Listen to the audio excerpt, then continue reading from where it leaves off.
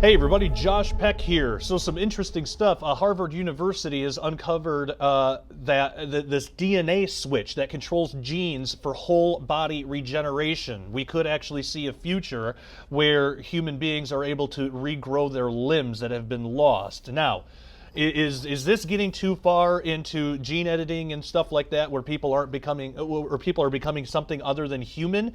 And is this something that the Antichrist potentially is going to take advantage of? Also, what we got to talk about is there's new research that is laying the groundwork for off-world colonies. Now, these two connect because there's been a lot of talk in scientific circles recently that if we're going to have off-world colonies, our human bodies need to not be so fragile and frail. We need to be able to regenerate our cells or our limbs, or we need to be able to regenerate a lot faster. Could this regeneration be the mark of the beast? That might seem crazy, but remember, there is a prophecy that talks about for 5 months, 5.5 months, something like that, that people seek death yet are not able to find it. There is a time in prophecy where they're being tortured by these locust things, by the fallen cherubim. We've done videos on that if you're wondering about that. Why are they not able to die? Is it because they have switched their DNA in such a way that they regenerate now? I have just started a Substack. What is a Substack, you might ask? It is a place that contains early access to audio-only podcast versions of full Daily Renegade videos, plus my personal blog, which includes original articles, show notes, interview transcripts, and so much more. This is the only place to get this amazing resource, and it is not available to the general public. Adding a subscription to my Substack to your Daily Renegade membership will ensure that you have full access to every format of everything that I do. So head on over to joshpeck.substack.com or click on the link in the description below to join up now for only $5 a month or $50 a year. And if you can do it, I suggest doing the $50 a year because it's cheaper in the long run, and essentially you get 2 months for free. So I cannot wait to see you there. Take care and God bless. Humans apparently one day, Yahoo News has covered this, may one day have the ability to regrow limbs after scientists at Harvard University uncovered the DNA switch that controls genes for whole body generation. Some animals can achieve extraordinary feats of repair, such as salamanders, which grow back legs, or geckos, which can shed their tails to escape predators and then form new ones in just 2 months. Planarian worms, jellyfish, sea anemones go even further. They actually regenerate their entire bodies after being cut in half. Now, scientists have discovered that in worms, a section of non-coding or so-called junk DNA controls the activation of a master control gene called early growth response, or EGR, which acts like a power switch, turning regeneration on or off. So Mansi Srivastava,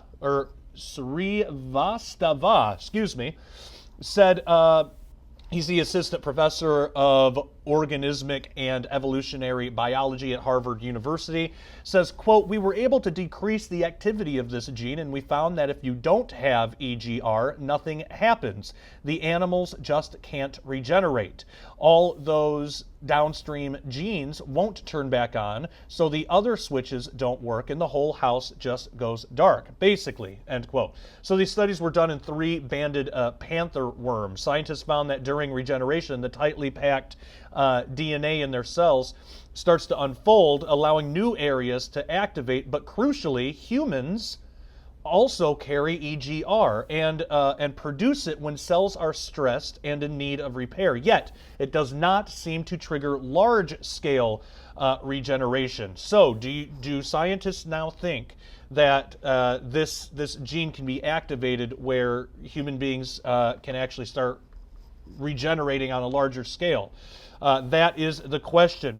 Hey everyone. Concerning the economically unstable times that we live in, it is a great idea to convert some of your savings into real money. Now, there is a big difference between real money and what we call money, which is actually currency. So our dollar is currency, which fluctuates. Real money, like silver, is a store of value over time. The best way to think of it is like this. If you had saved $1,000 in cash back in the late 60s, the late 1960s, that $1,000 would still be $1,000 $1,000 today, but it would buy you significantly less today due to inflation. Now, if you saved that same $1,000 in silver back in the 1960s, it would be around $28,000 today. So one of the best ways to protect your purchasing power is in real money, more specifically, silver.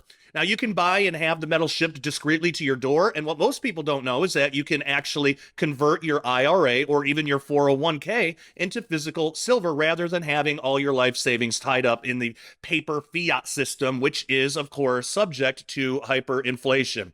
So go to dailyrenegade.com right now and click on the Cornerstone Asset Metals banner and sign up to get your free silver report. One of the financial experts will speak with you and find out the best way to protect your savings going forward in these uncertain times. You can also click on the link in the description below that goes directly to cornerstoneassetmetals.com. Make sure you tell them that Josh Peck at Daily Renegade sent you. It is time to stop trusting the evil beast financial system of the world and protect your assets today. Scientists now think that that this master gene is wired differently in humans to animals, and are now trying to find a way to tweak its circuitry to reap its regenerative benefits. So postdoctoral student Andrew Gierke of Harvard believes the answer lies in the area of non-coding DNA controlling the gene. So non-coding or junk DNA was once believed to do nothing, but in recent years scientists have realized it is having a major impact. So Mr. Gierke has said, quote, only about 2% of the genome makes things like proteins. We wanted to know, what is the other 90% of the genome doing during whole body regeneration? I think we've only just scratched the surface.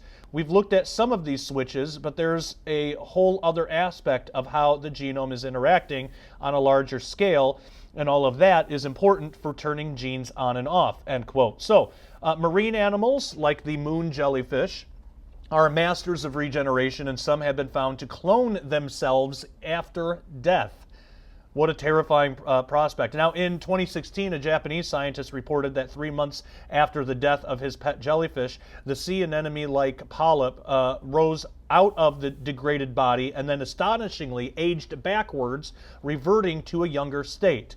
In the 1990s, scientists in Italy discovered that the Turritopsis Dorny jellyfish, switches back and forth from being a baby to an adult, resulting in its nickname, the immortal jellyfish.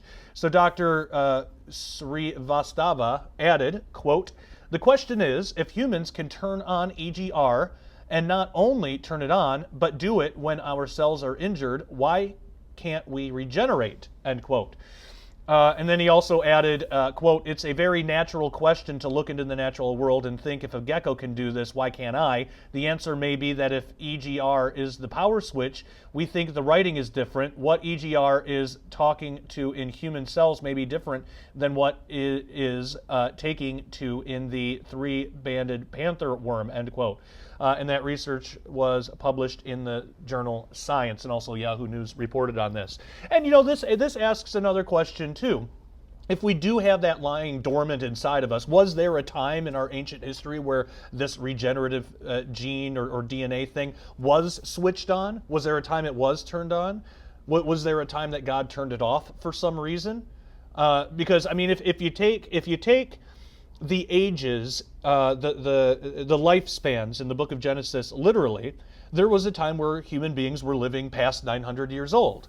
Now, there's an argument to be made that that might not be literal years in lifespan. You know, it might not be a literal lifespan, but might denote something more akin to status or a kingship or something like that. And that's a whole other thing. But there's active research going on in that realm right now, which is really, really interesting to think about, but let's just, for sake of argument on this end of it, let's just say that those are literal years, and there was a time in a human being's life where he could live to 800 or 900 years.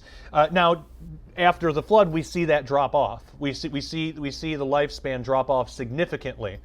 So, was there a reason that regenerative gene was switched off. Maybe Noah and his family or something didn't have that turned on for some reason. Could that be? And if that was something that God did, wouldn't it be wrong for us to then go try and turn it back on again? If we do manage to turn that back on again, is the consequences, the judgment of that, what you read about in the book of Revelation, with the torture of the locusts and the 5 months, and they seek death and they cannot find it? Could that be? Could all of this connect in that way? I don't know, but this is definitely a story that we're going to have to keep our eyes on, because this could have very dire prophetic implications. Something else we have to talk about too is how this research that scientists are now laying the groundwork for off-world colonies. Because if we're going to have off-world colonies, we probably need, this is what scientists are thinking, we're probably going to need stronger bodies. I mean, there have been movies made about this and TV shows. We're going to need to be able to regenerate faster than we do now for a variety of reasons. I mean, that's why, like, if an astronaut goes out into space for a while and he comes back, his legs are atrophied because he hasn't been, the gravity, a gravity-free environment just totally destroys our muscles and things. So we would need to regenerate that faster. Could this be an answer? A divine miracle shook the archaeological world in 1947 when the Dead Sea Scrolls were discovered in the caves of Qumran. A young shepherd boy was throwing rocks into the caves when he heard the sound of breaking pottery. What he discovered would prove that the Bible we hold in our hands today has not been changed over the last 2,000 years, giving us a new appreciation for the Jewish scribes and the Essenes, who painstakingly copied the scriptures for our benefit. Secreted away in these caves were scrolls that contained 38 of the Old Testament's 39 books. The most spectacular discovery was a well-preserved copy of the Isaiah scroll, which contained all 66 chapters of the book of Isaiah, an important book that highlights the qualifications of the Jewish Messiah. Ironically, just 1 year later, Israel was regathered in their ancient homeland, one of the great miracles of modern history. Working together with Ken Johnson, Josh crafted the Essene calendar, the original calendar that God gave to Adam. Over the centuries, this God-ordained calendar was corrupted by Jewish rabbis, with many believing there was a hidden agenda in play, a conspiracy to hide the prophetic qualifications of Jesus as the Jewish Messiah. The Essenes knew when the Messiah was scheduled to arrive. They knew he would be God in human flesh and that he'd be killed to take on the sins of the world. And shockingly, they seemed to know the day when God's calendar comes to a close and the 1,000-year millennium begins. This unique, one-of-a-kind calendar can be yours for your gift of $25 or more, with shipping included in the USA. Call our toll-free number 24/7 or visit us online at prophecywatchers.tv. For our international friends, please note that additional shipping fees do apply and all prices listed are in US dollars. From Jubilee cycles to Shemitah cycles and a deep dive into the Jewish feast days, no stone is left unturned. Amazingly, the scrolls tell us that there weren't just 7 Jewish feast days, there were 12. Josh even shares his thoughts on the mysterious disappearance of the Essenes in his 2 books that total almost 800 pages. Forgotten Prophecies of the Dead Sea Scrolls, Book 1 and 2, may represent the most comprehensive studies ever done on the Essenes and their controversial calendar, which has us all wondering, will Jesus return in our lifetime? Get your own personal copies of these 2 books for your gift of $60 or more, and as always, shipping is included in the USA. When you place your order, we'll include a special bonus, a copy of the Dead Sea Scrolls calendar that you've heard about today. Call us toll-free at the number you see on your screen and ask about the Forgotten Prophecies calendar package. We invite you to partner with us so we can keep our television program coming into homes all over the world, including almost 2 million homes in Israel. Most of all, we want to introduce the Jewish people to their Messiah, Jesus Christ. This is really interesting, and these 2 stories connect, and it makes me wonder how correct or how right the science fiction movies that talk about this actually have it. Is our future going to look like this, at least for a little while, until God gets sick of it and says, all right, enough is enough, I'm going to step in here. Now, Before civilization, this comes from ScienceDaily.com. So here's the full story that they put out there. They say, before civilization can move off-world, it must make sure its structures work on the extraterrestrial foundations upon which they will be built. So, the University of Central Florida researchers are already laying the groundwork for off-world jump by creating standards for extraterrestrial surfaces. Their work was detailed recently in a study published in the journal Icarus, or Icarus. So Phil Metzger, a planetary scientist at UCF and lead author of the study, said, quote, "I'm firmly convinced that by the end of the century, there will be more economic activity off planet Earth than on planet Earth." End quote. Now, that's a very ambitious claim. Now, according to the wealth management company Morgan Stanley, estimates the space economy will be worth more than $1.1 trillion by 2040.